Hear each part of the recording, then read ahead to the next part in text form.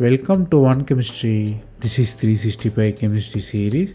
Daily one question for you. Here ketone you have one side you have phenyl, another side you have amine.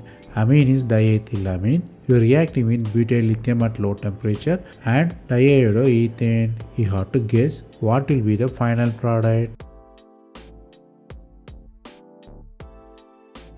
Here you will learn the new concept which is ortholithiation. It's a guided lithiation. The lithium can coordinate with the lone pair on the nitrogen. So you have coordinating 6-member structure which is very stable, but it is only possible with orthohydrogen. So orthanion formation is very probable.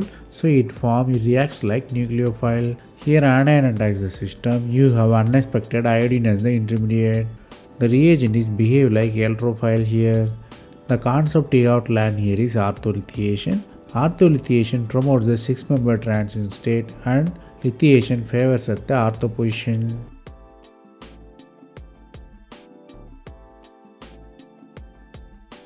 That's all from this video.